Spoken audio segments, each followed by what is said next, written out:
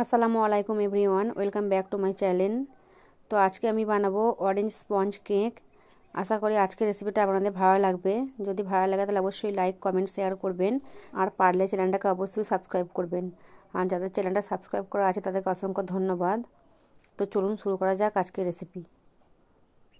দেখুন, এখানে আমি একটা জায়গার মধ্যে ডিমগুলোকে ভেঙে নিচ্ছি। এখানে আমি দুটো ডিম নিয়েছি। ডিমটাকে প্রথমে ভেঙে নিচ্ছি, তারপর ডিমের কুসুমটাকে আমি আলাদা করে নিচ্ছি। দেখুন, এই যে দুটো ডিমই আমি একইভাবে ভেঙে নিচ্ছি। আর সাবধানে ডিমটা ভাঙতে হবে, যেন কুসুমটা যেন ফেটে যেন না যায়। কুসুমটা ফেটে গেলে সাদা অংশটা যদি মিশে যায় তাহলে কিন্তু ডিমের ফোমটা ভালো হবে না। সেই কারণে সাবধানে দেখুন আমি তুলে নিচ্ছি কুসুমটা দিয়ে ডিমটা বিট করে নেব। একটা বিটারের সাহায্যে আমি দেখুন বিট করে নিচ্ছি ডিমটাকে। এই যে দেখুন, আর দিয়ে দিচ্ছি এর মধ্যে চিনি। এখানে আমি হাফ কাপ চিনি নিয়েছি। চিনিটা আমি অল্প অল্প করে দিয়ে বিট করে নিচ্ছি। দেখুন, আপনাদের কাছে যদি হ্যান্ড ব্লেন্ডার না থাকে, ইলেকট্রিক হ্যান্ড ব্লেন্ডার, তাহলে এমনি একটা হ্যান্ড উইক্স দিয়ে মিক্স করে নেবেন, তাহলেও হয়ে যাবে। কিন্তু টাইমটা একটু বেশি লাগবে। তো এখানে দেখুন আমি চিনিটা কিন্তু একবারে দিয়ে দিইনি, অল্প অল্প করে দিয়ে বিট করে নিচ্ছি। এই যে দেখুন, আর যতক্ষণ বিট করবেন চিনিটা গলে যাওয়া পর্যন্ত এটাকে বিট করতে হবে। আবার দিয়ে দিচ্ছি চিনি। আমি হাফ কাপ চিনি 3বারে দিয়ে দিচ্ছি।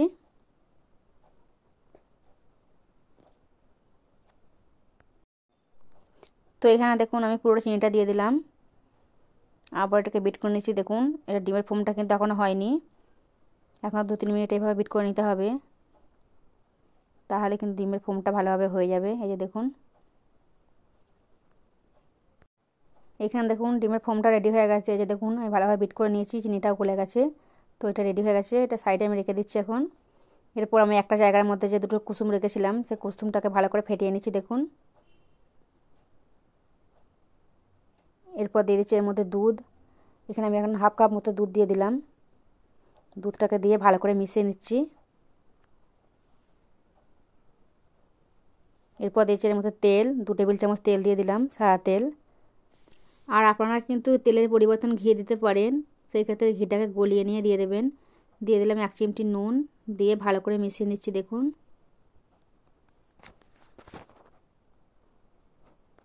এখানে দেখুন আমি ময়দা নিয়েছি হাফ কাপের একটু বেশি।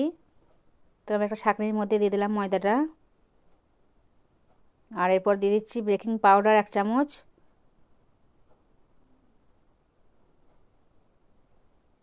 আর দিয়ে দিচ্ছি হাফ চামচের একটু কম বেকিং সোডা।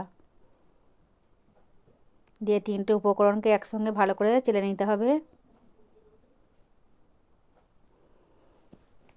তো এটাকে দেখুন আমি চেলে নিচ্ছি। এই যে বাড়তিগুলো ফেলে দিচ্ছি, এগুলোকে দিয়ে এটাকে ভালো করে মিশিয়ে নিতে হবে।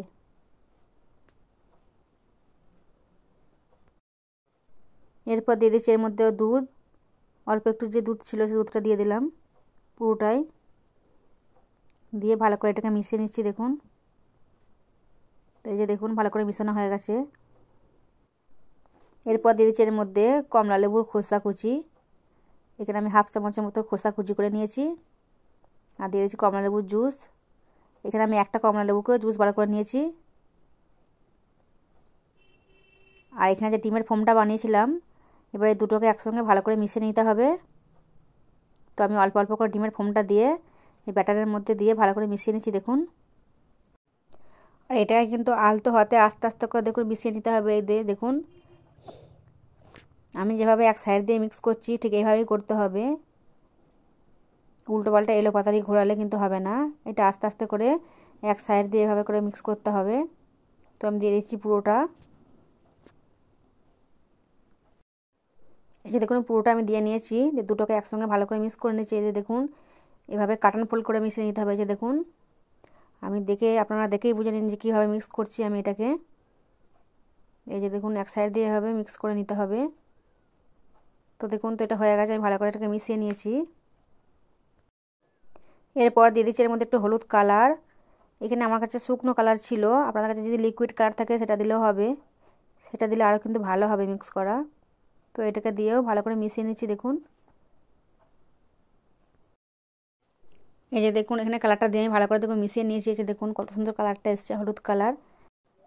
তো এখানে দেখুন আমি একটা কেক টিন নিয়েছি, এর মধ্যে আমি একটা বাটার পেপার লাগিয়ে নিয়েছি, দিয়ে তার উপর একটু সাদা তেল দিয়ে ভালো করে দেখুন মাখিয়ে নিচ্ছি। পুরো সাইডটা ভালো করে মাখিয়ে নিতে হবে।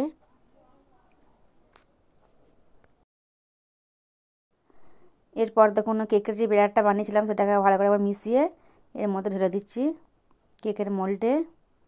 আর পুরোটা ভর্তি করা যাবে না কেকের মোল্ডটা, অর্ধেকটা ভরে নিচ্ছি আমি। এই যে দেখুন, দিয়ে এটাকে আমি 180 ডিগ্রি সেলসিয়াসে 20 থেকে 25 মিনিট বেক করে নেব। তারপর বেক করার পর দেখাচ্ছি কেমন হয়েছে কেকটা। এই যে দেখুন কেকটা আমি বার করে নিয়েছি। কেকটা কিন্তু এখনও ঠান্ডা হয়নি, অল্প অল্প গরম আছে। তো আমি প্রথমে সাইডগুলোকে একটা ছুরি দিয়ে এভাবে ছাড়িয়ে নিচ্ছি। দেখুন না, দেখুন কেকটা কত সুন্দর কালার এসছে। তো দেখুন এটা হয়ে গেছে। এরপর এটাকে উল্টে দিচ্ছি। দেখুন এই যে দেখুন কত সুন্দর বেরিয়ে এলো কেকটা। নিচে যেহেতু বাটার পেপার দেওয়া আছে সেই কারণে খুবই ভালোভাবে বেরিয়ে এলো।